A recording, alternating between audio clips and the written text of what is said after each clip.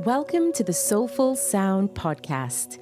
This podcast is about celebrating the leaders, teachers, and coaches who guide fellow humans to connect, heal, and discover themselves so they can express their gifts into the world. I am Simone Niles, a coach, sound healer, vocalist, and author. Thank you for being here with me today.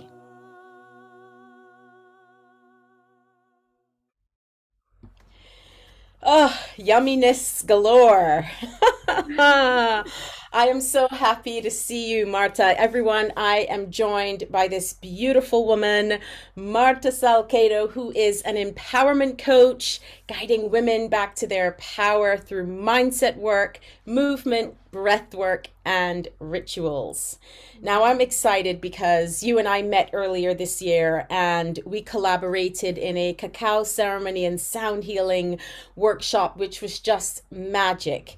And I know that when we experienced that together, that I just thought I was called, I was like, I've got to speak more with this amazing soul and know more about your story, your work, and share that yumminess with the world because it was an incredible experience. Thank you, Simone. Thank you so much for having me.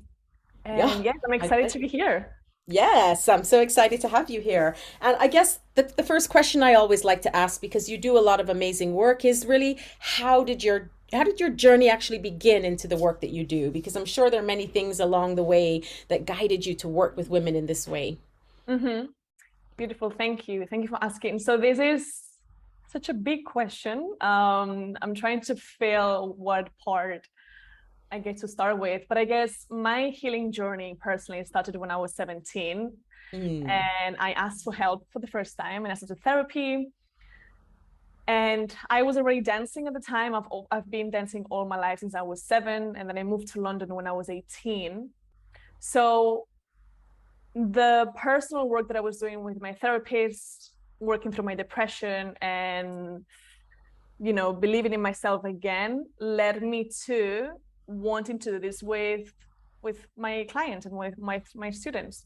So I carry on training as a professional dancer in London, and then accidentally, actually, I was just covering for someone. I started teaching heels classes, very sensual and sexy dancing, and then I could see how the women came to these classes very shy, with a lot of judgment, with a lot of things that didn't belong to them, things that they have learned from society. And these classes will allow them to tap into a new way of relating with movement, a new way of relating with their body, with their mind. So I then decided to study a little bit more about human behavior, neurolinguistic programming, breath work, and personal training also. So movement coaching, really learning how to take care of your physical body, not only mental and emotional. And that's kind of like how I started mixing movement and mindset. And then the spiritual side of things, I started traveling 3 years ago. I flew to Cape Town, to South Africa, and I did this online course on pranayama breathwork, which completely changed my life from home. And I started traveling. I went to Guatemala, Lake Atitlan. I went to Ecuador. I started working with plant medicines to deepen my own healing practices. And then I moved to Mexico, where I'm based right now. And I'll say the work that I do with women really is a result of my own personal journey. And I always try to learn new ways of supporting women and guiding women back to their power, just remembering, unlearning everything that you have learned from society and from the system, because it's so disempowering and it just, kind of you forget who you are. So it's all a remembering, really. Yeah. It's beautiful. And I like that you kind of speak about it from that place of peeling back the layers of, to reveal the core, as you say, remembering of what is already there. And I'm curious as to how, in terms of movement, of course, there's so many movement practices, but for you, especially because you started, or, you're a trained dancer, you did that professionally, but you also mentioned, I think you said heels, right? So you mean high heels and sensual movements in that way. Exactly. That's incredible. I'm not great with heels myself, so that would have been a very interesting experience. One I would definitely do. But my question really is about that movement in particular, being in touch with the body, the sensuality, flexibility and all of that. How are you using it now? You know, obviously having done your training, worked with people, but what's present in it right now for you in terms of helping women and empowering them, I guess, to step into their power? Mm-hmm. The way I use movement has evolved a lot throughout the I'm years. sure. So when I started, it was more choreography based and kind of dancing to the latest popular song, which there's a lot of medicine in choreography work, and there's a lot of medicine on also dancing to music that you resonate with and that you listen to in the radio. Absolutely. However, the way I use movement right now is way more intuitive. Yeah. So I'll play some of the popular songs that some of my clients might know, and I also play music that is completely instrumental with, you know, no lyrics, music they might not know, and it invites them to explore sensuality with their eyes closed, with breath. Again, very, very intuitive from a space of what is that your body needs right now. And letting go of the judgment, especially on, you know, self-touch and touching yourself in a very gentle way. Like I always tell them, touch yourself as someone that you adore. Like how will you touch your partner and your son and your kids and your mom? Like we start from that space of appreciation of self. And then if we are working with sensuality at that moment, we definitely tap into pleasure and playfulness and being flirty and exploring that lover seductress archetype. I don't necessarily teach heels at the moment, but it's something today at this present moment is something that has been very present that I do want to get back into. I stopped 3 years ago when I moved out of London, because I can also see how that's a barrier for so many people that want to explore sensuality, you know, sensual moves. So kind of stop and okay, no heels anymore. But now I can also see how there's a beautiful desire of a lot of people actually learning how to dance in heels and also have that technique. So there's medicine involved. Yeah.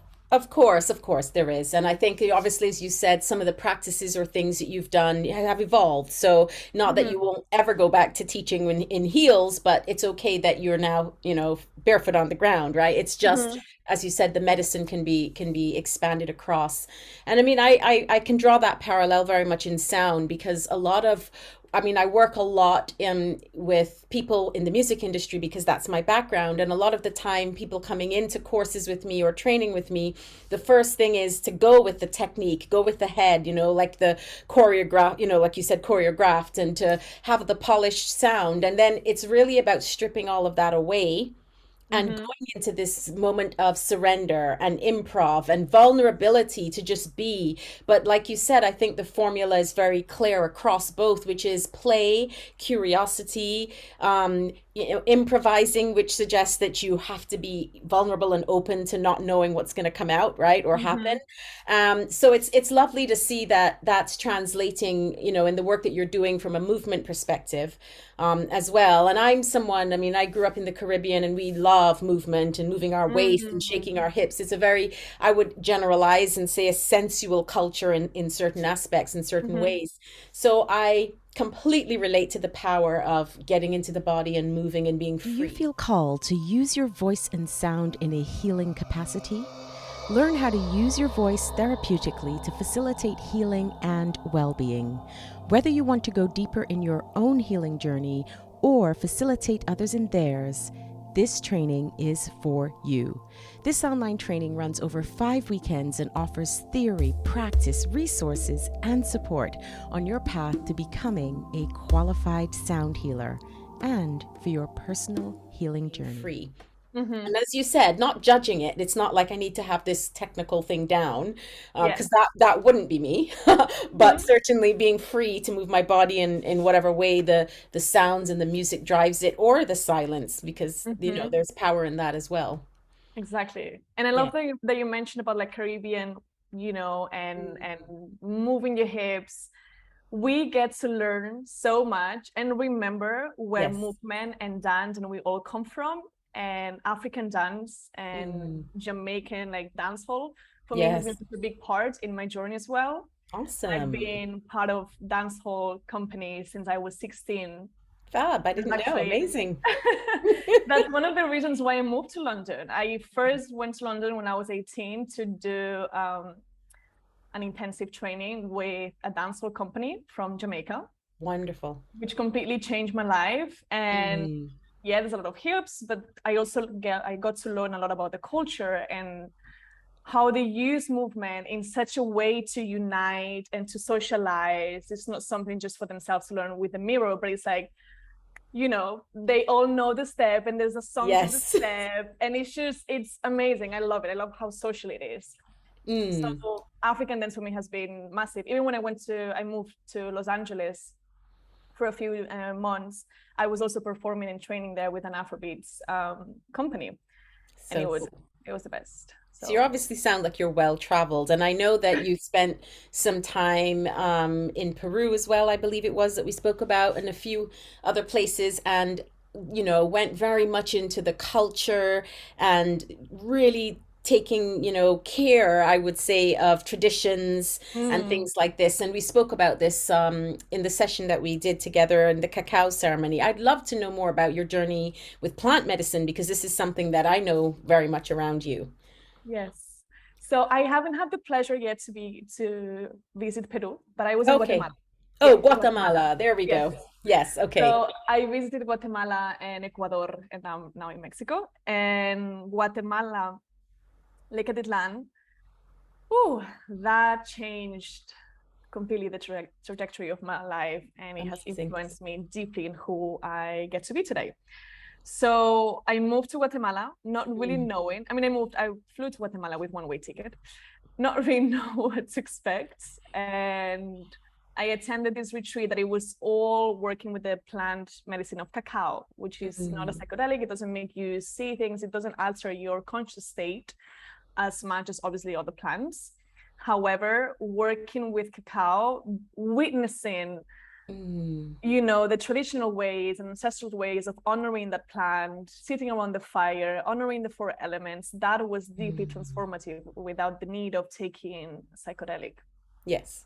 So yeah, that retreat was a whole week, and we were doing fire ceremonies, water ceremonies, cacao ceremonies, singing, praying, kissing the ground. It was deeply humbling, especially as someone that has always lived in big cities. Like I was born in Barcelona, moved to London, so big city to big city. And I had to unlearn so many things and unbecome and deeply realize, you know, my ego had to go through so many depths of who I thought I was. Yes. So at that moment, my only plant medicine was cacao, which I continued to work with. Obviously, we got to co-create magic together. And the community that I was learning from, they are the guardians of the spirit of cacao. So they have a lot of history, and they know a lot about how to do things in an ancestral way, and they keep the tradition alive to this day, which That's beautiful. Yeah, I'm super, super grateful to have experienced that. And then I just decided to stay there. I decided to continue learning from them. Other medicines like temazcal, which you enter this kind of like sweat lodge space where you are kind of entering the womb of Mother Earth. It's completely pitch black, and you just sweat, let go, and then you are reborn as you step out of the temazcal. And then I flew to Ecuador. In Ecuador is when I tried ayahuasca for the first time. And you know what, like people always ask me, oh my God, how was the ayahuasca experience? Because I think it's very popular and it's kind of trendy now. It's like, it is, isn't it? Ayahuasca is going to heal me. It's like, no, my love, it's not going to heal you. It will not. I mean, if you the magic potion, you go in and then you come out healed. Yes. There's such a misconception that plant medicine just heals you. And if we approach medicine in that way, we again giving our power away to something outside of ourselves, and we get to understand that we are responsible for our own healing. Yes. And there's also so much healing on having a conversation with your dad rather than avoiding that and just taking plant medicine, which happens a lot in the spiritual community too, the abuse of the medicine. Yes. My personal experience with ayahuasca,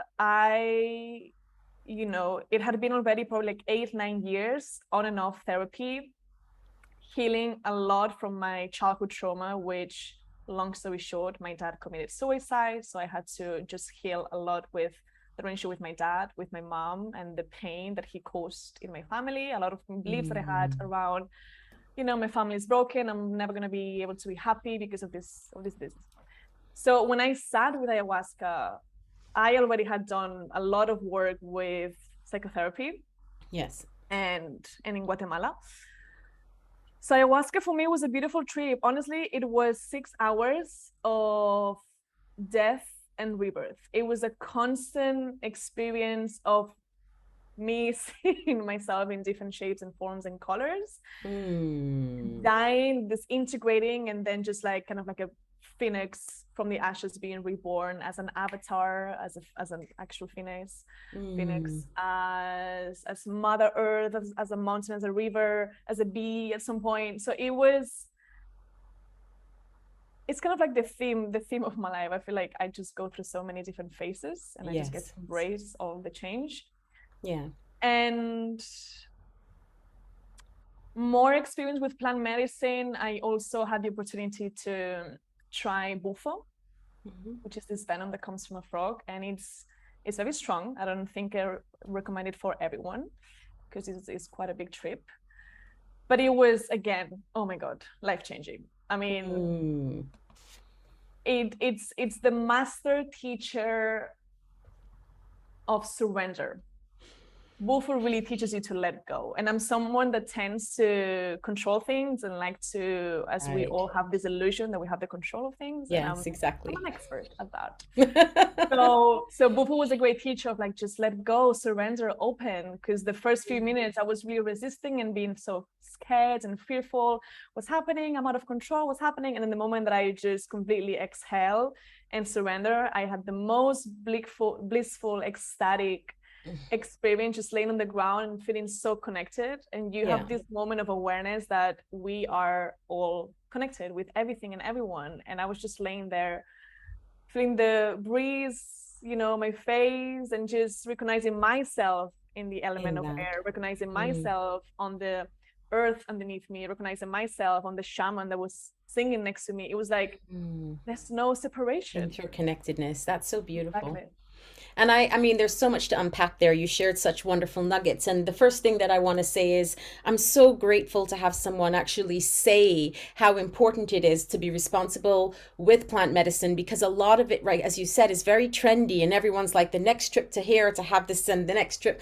And also, as you said, with this preconceived idea that this is going to fix them or heal them, and having that external, let's say, even though plant medicine is natural and powerful, but having that external versus internal let's say stimulus, right, is an interesting thing to think about. As you said, you did a lot of the work through psychotherapy, your own questions, having conversations with the hard conversations, and then you were then able to open up to all of these things.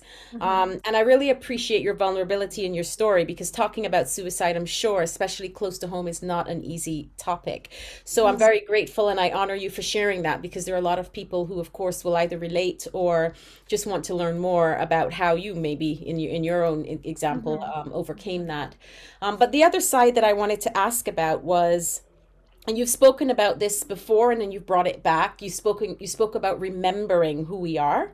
And then on the other side, unlearning, all the unlearning and the things that you have to kind of, recondition in order to remember. And even though they were two separate things you were talking about, I think it's a beautiful, I want to say, both sides of the same coin. And I would wonder if you could speak a little bit more to that.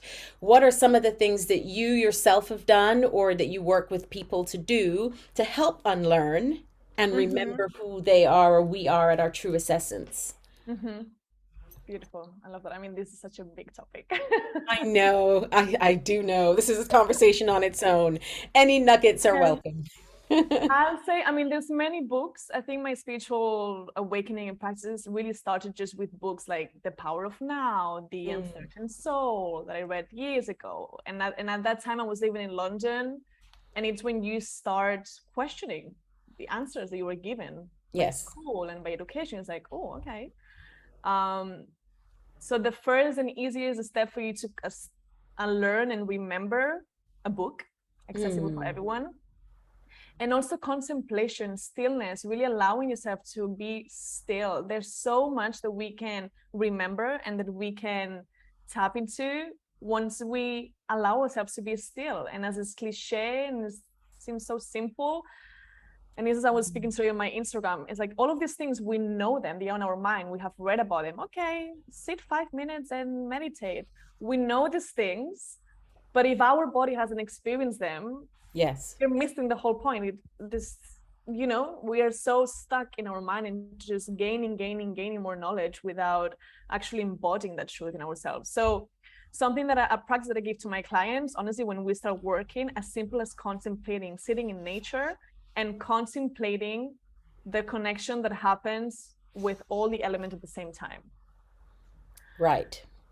And with unlearning, there's a lot of practices such as really understanding where the beliefs that you hold, where do they come from?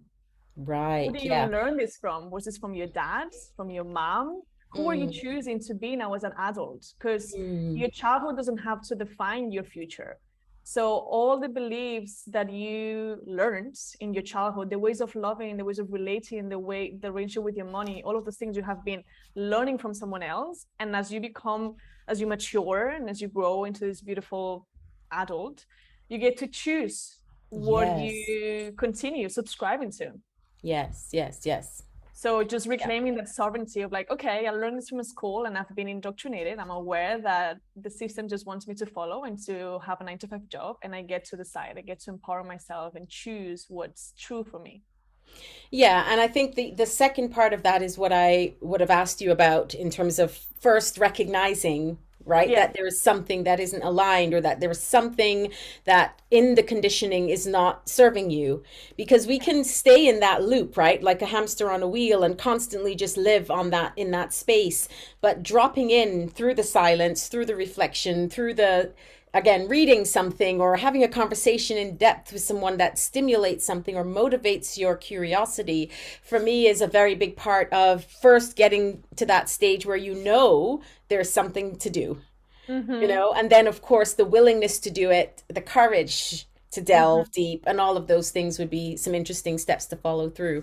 But I agree, we have a lot of conditioning, and I hear this a lot, actually, and I'm very pleased that my children, who are teenagers, 2 teenage boys, older daughter, but they talk about this all the time with me. It's like, I cannot live in the world the way the government says I should live in it, the way, the school system says I need to be and behave. It's all so outdated. And I think this generation, obviously not just my wonderful kids, but this generation is really demanding and waking up to this old script is no longer working.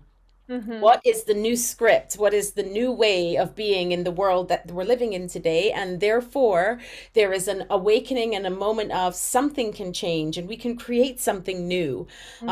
Not that that's being done all in a healthy way, but I like the waking up to it, because then there are moments now where we're looking at education differently.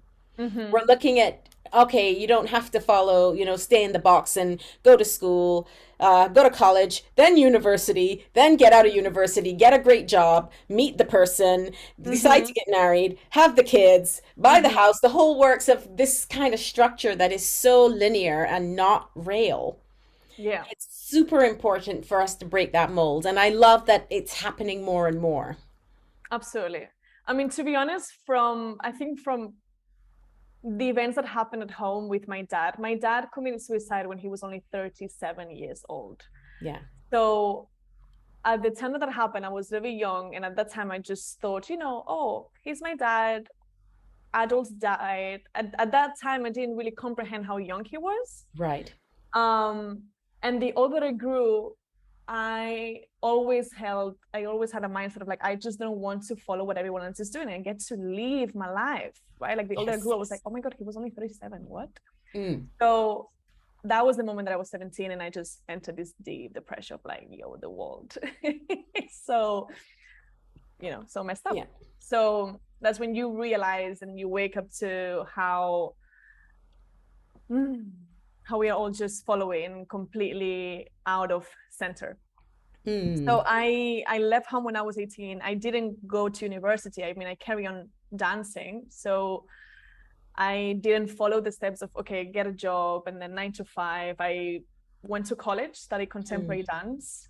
And then from that, just everything started flowing, moved to Los Angeles with this company, came back to London, started teaching.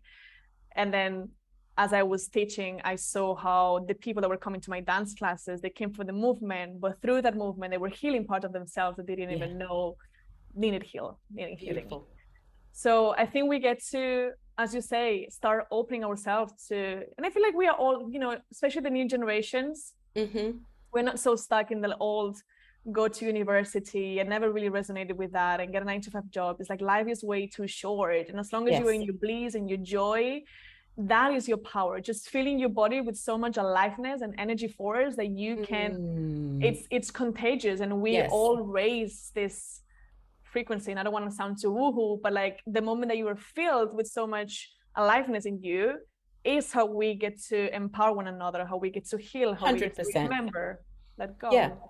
Well, as you said, we're all connected, right? And frequency and energy, that is something that doesn't lie. It's just, it just is vibrant and it touches everyone, you know. It's like the simple things. And I often say this to people when I talk about vibration and frequency, because it does sound sometimes too either scientific or too like, what does that mean?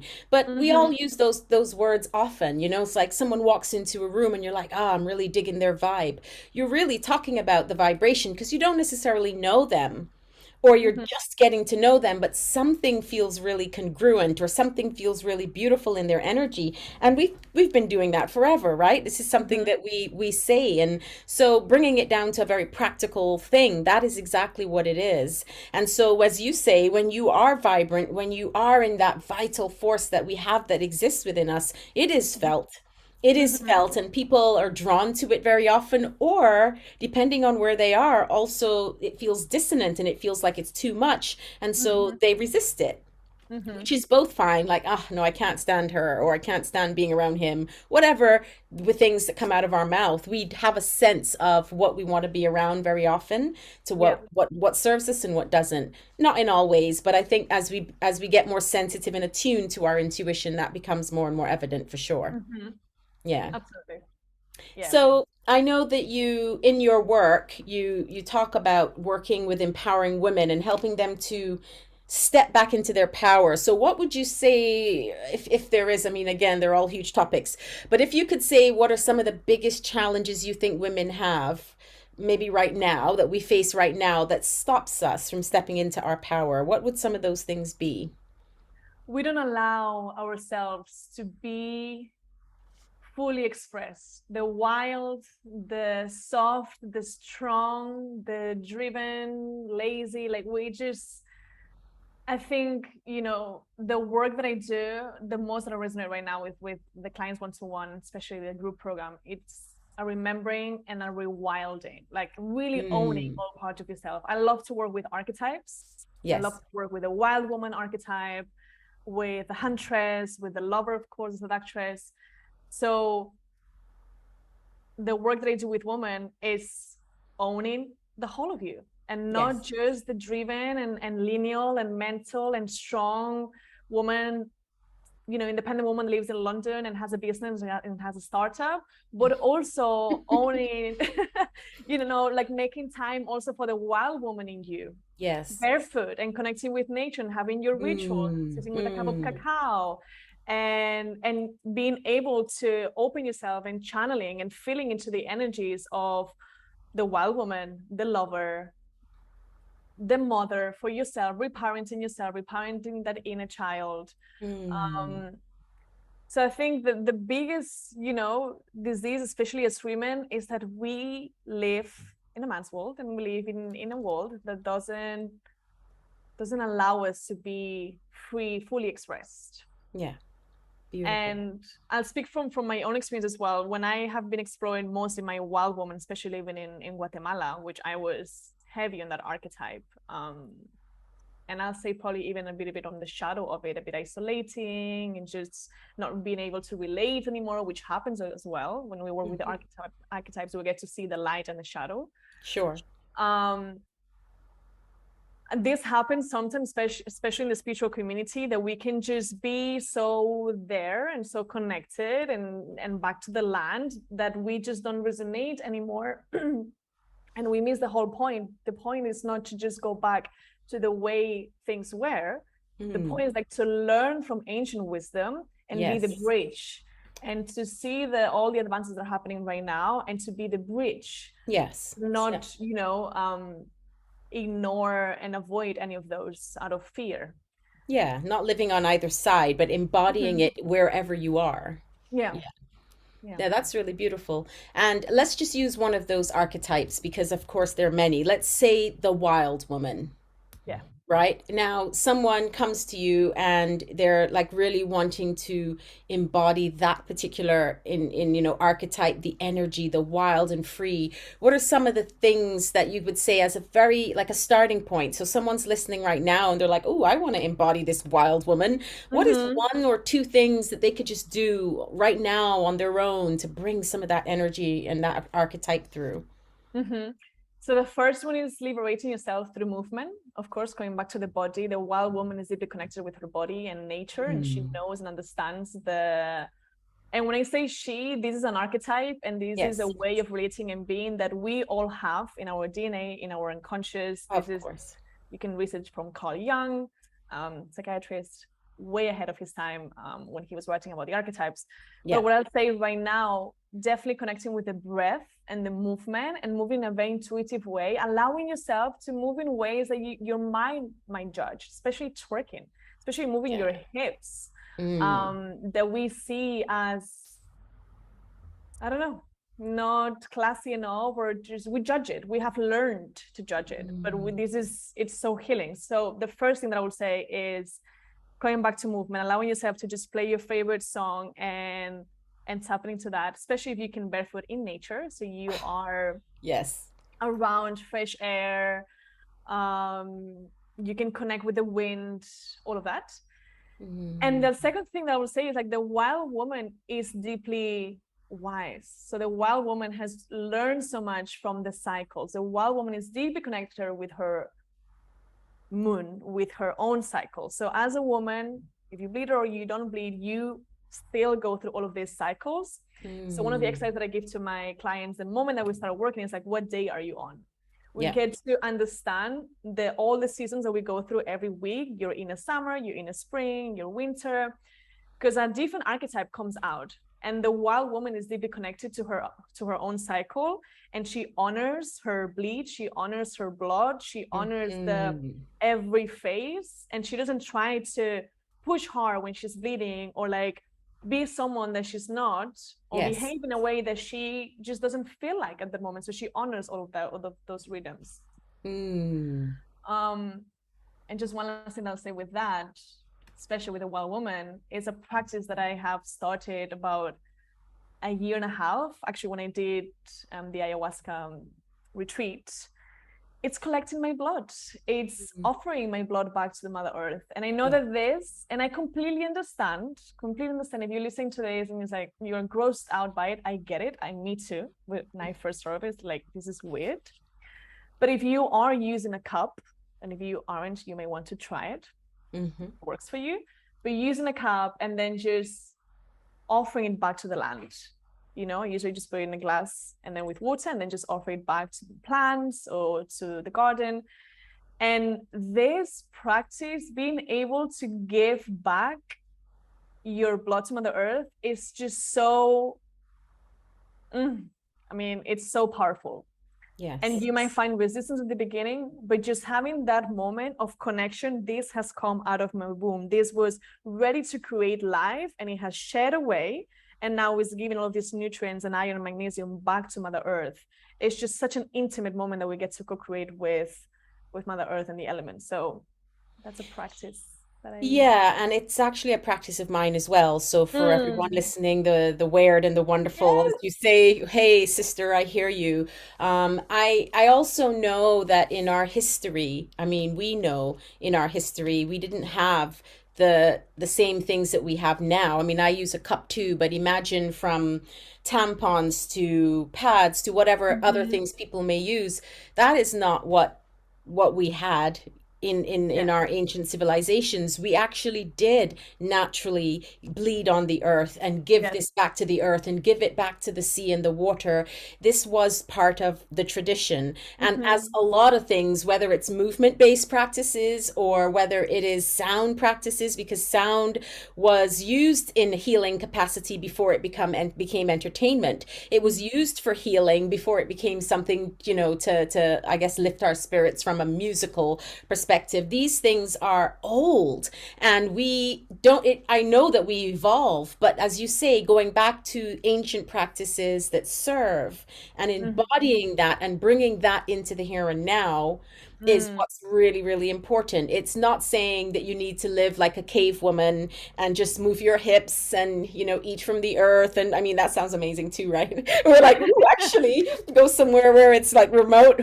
But that's not what we're saying in either of the work that we do, but it is understanding the depths and the offering that these Mm-hmm. traditions and these ancient practices have and how Mm-hmm. they work as medicine. And I think it's incredible that you talk about this stuff because it's not spoken about often enough. Mm-hmm. Mm-hmm. Um, I guess a lot of people aren't comfortable sharing personal practices. So I think it's Mm-hmm. probably the first time I've said this on a podcast. So hurrah, yay. Love it, yes. And this It's, is, oh, I love this. I mean, this is yes, exactly where the work happens. Even you yes, in of your course. podcast owning these practices, Of because course. those that do it probably we take it for granted, but I'm sure it was also a huge, I mean, I don't know how it was for you, but I can imagine you also had to unlearn and let go of a lot of shame and curiosity at the beginning. I don't know how. Well, it didn't Yeah. feel like shame. It felt like curiosity for sure. And I was like, I read about it. I have other friends who are very much into that. So it was a very relaxed, in fact, way. But my first thoughts really were like, well, let's just see. I don't know what's this really about. Mm-hmm. Let's see, let's see, let's see. And it was that curiosity. And so for me, it didn't feel like shame. It felt, and especially because okay, let's put it this way. As a mother, Mm-hmm. I gave birth to three beautiful, healthy children. Mm-hmm. And in order for that to happen, I had to open my legs on a bed, it was, Mm-hmm. and spread myself wide open for the birth of this being. Yes. What can be more vulnerable and humbling for me personally than that experience when a stranger, because you don't always have a great rapport with your midwife before giving birth, not everyone has a doula and a home birth or, Uh-huh. whatever. Exactly. This for me felt very much like there's this beautiful acceptance of myself through the birthing of my children. And Mm-hmm. so in a way it feels as though I'm carrying that on through my menstrual cycle and offering that. So it's an Mm-hmm. interesting association that for me feels beautiful, healing, not to say that it's just about birth, but it's such a humbling experience that for me it didn't feel like shame, but I can understand that it would for a lot Mm-hmm. of people. Mm-hmm. Not even just this, right? But a lot of the things, the practices, it's really hard to peel and unlearn and get away from the conditioning. So, Absolutely. There's no space for the wild woman in today's society. There's mm, just no space for us as women. If you live in a city and you have a 9 to 5 job, there's no, unless you obviously make it, I mean, unless you obviously make time for it, yeah. we haven't been taught. We haven't, been given the space, the Mm, inspiration mainstream at all. Everything is stuck in the maiden and stuck in the huntress. Everything is either you are want to be saved by someone, so you finish university and then you are saved by a man because then you marry and then you're happy, and then you grow with this person, or you are a boss babe and you just have your own business and you're stuck in the huntress, which is like very hardworking, very masculine. I can do it all by myself.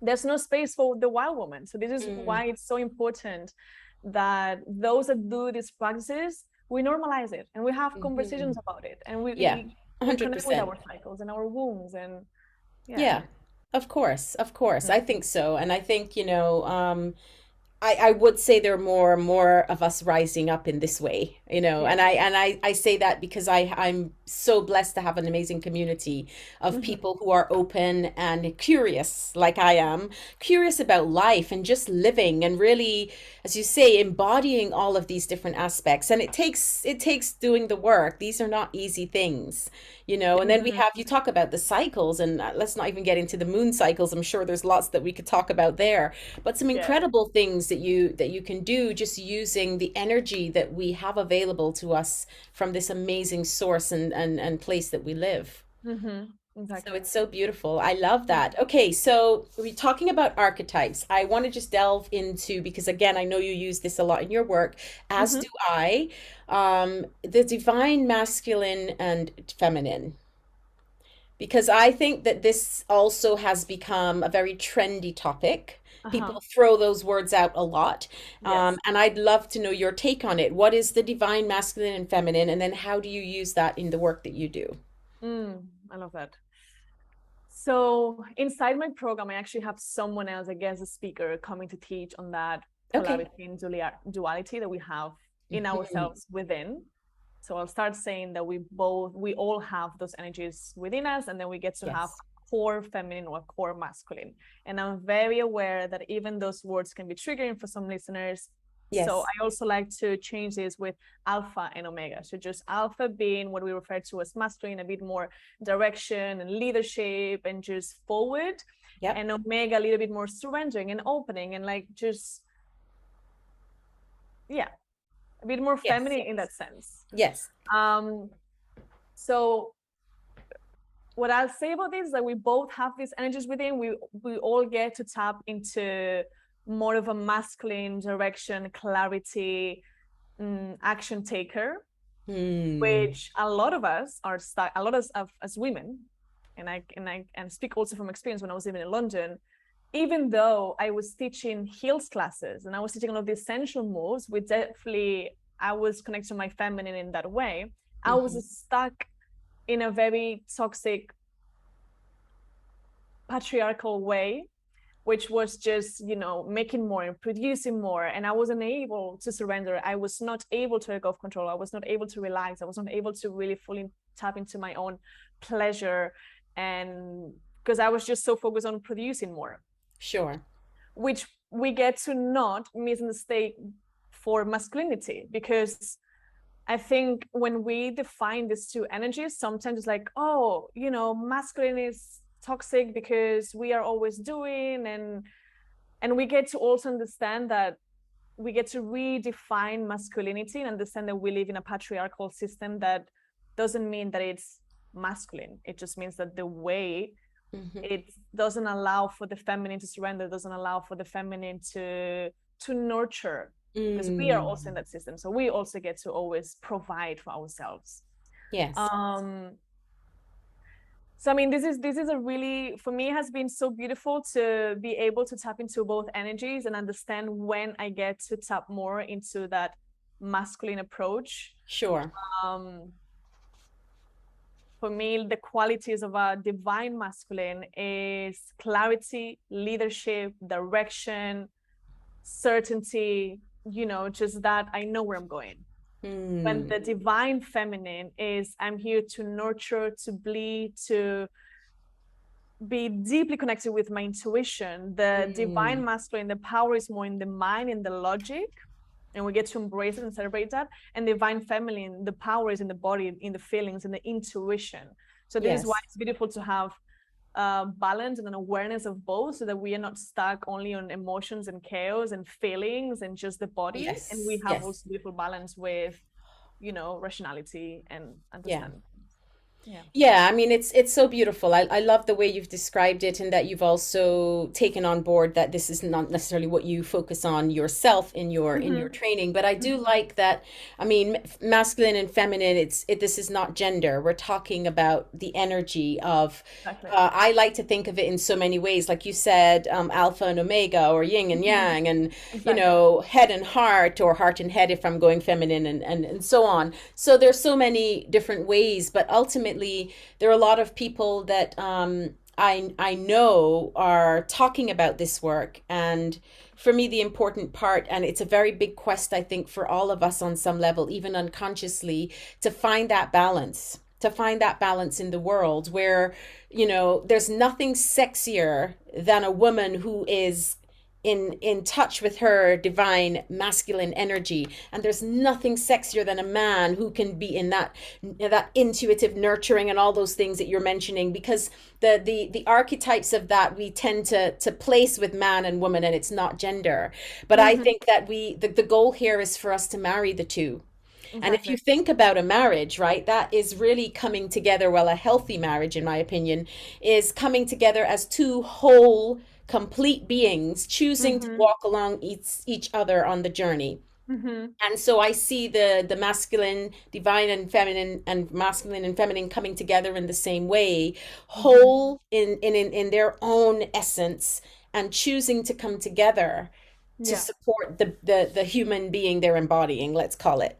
And I think from that perspective, it's such an important thing to bring into the work even more. And I love that. Actually, I'll be, after this podcast, I'm jumping on to do some work around that. So it's going to be fun. But I do love that, again, you're just embodying so many things. And I relate to a lot of it because I think we have a few things in common in terms of the things that we've done so far. Marta, what sound do you love? What sound do I love? I know it's hard to choose one. What sound? Just a big release, just a big opening and release. However that sounded, that sounds like a or sounds like a a like sigh. Letting go and opening to receive and to free the body and the emotions, whatever doesn't serve us. That's the sound that I love. I have to say it's one of my favorites, the sigh, that just connecting with the body and releasing, and it's amazing. I love it. I love it. Okay, and I just have another question actually about healing, because I think you kind of already said it, but I want you to say it in your own words. What would you say is your definition of healing? My definition of healing is taking responsibility for the patterns and dynamics that you have learned throughout your childhood and your adult life as well. So healing, it's looking at within, it's looking at your own patterns and taking responsibility of those. Therefore, finding ways to unlearn that if it's hurting someone else, if it's hurting yourself. And finding different ways, and also understanding and humbling yourself that this is not something that you do once, but you always get to do. If you are on a path of healing, this is not a book, it's not just a podcast, it's not just one retreat, but you are declaring that you are responsible for how you react to others, how you feel. So healing is a never-ending path. It's a constant and always evolving. It has different shapes, different forms, different colors. So I think it's just that sovereignty of like, okay, I am responsible of this. So I take full sovereignty, full responsibility on how I'm reacting, how I'm relating with this person, with these people, with these habits, and I'm going to heal that. And I always come back to love. When we have really healed, really, when we have healed something, the only thing that is left is love, right? Like for me, the first thing that I had to heal in my childhood was forgiving my dad for committing suicide, because he did it in our house, in our living room. Like it was such a show for all of us, and there was a part of me that was so angry towards him, of course, and of course another part that was deeply sad for just the hell that he must have been going through in his mind. And all the process of healing just led to love, just get to acceptance for what it is, forgiveness for what he did. So just that love, like how do I describe healing? Is the journey to love, the journey to acceptance, the journey to freedom through self-responsibility, through sovereignty, through a lot of practices, a lot of humbling experiences. I felt that. I love the way you summarized it at the end. That's amazing. It's so resonant and beautiful. And I love the responsibility piece, because I think often people forget that, we are again, in the work that we do, we're not healing people, we're just helping them and supporting them to heal themselves. And so it's a really beautiful way of bringing that into fruition. So where can people find you right now? Where are you online? And talk a little bit about I know you said you've got a group program and some one-to-one stuff. Talk about what you're offering right now. Sure. So you can find me on Instagram. That's what I'm most active, to be honest. I don't really use any other platform. I don't use Twitter or anything like that, if I'm honest. Instagram, and the handle is I am Marta Salcedo, Marta without H in Spanish. Yes. And you can also find me on my website, martasalcedo.com. And yes, I do host programs. There's one, obviously by the time that this podcast come out, we will have started already, but we start one this Saturday in a couple of days. And then I also offer one-to-one support and guidance, which is a 4 months container where we work with mindset work, neuro-linguistic programming, really understanding where those beliefs coming from, movement, of course, and breath work. Beautiful. And cacao. Love rituals with cacao. Cacao. Incredible. Look, Marta, I honestly, this has been beautiful, and I'm so grateful to have met you. I mean, we connected on Instagram, so that's just how wonderful. Sometimes, we come together in these ways and we don't know what will unfold. But I am so grateful for the work that you're doing, empowering women, and really just, again, helping us to step into our power, release, let go, and bring the essence of who we truly are to light. And I think that's incredible. So hats off to you for the work you're doing, and I celebrate that. And I have one final question, and that is, what is your soulful sound to the world? That is a self-prayer or desire that you wish upon the world. A sound or a prayer? Wait. A self-prayer or a desire that you wish upon the world. So just whatever you desire or pray for right now, what would that be? May we free ourselves through movement. May we remember through movement, honestly. May we just come back to the body. Aho. Aho, yes. Thank you so much for your time, your energy, your presence. I can't wait to share this yumminess with the world. Thank you, Simone. Thank you so much. Thank you, Marta. Mwah.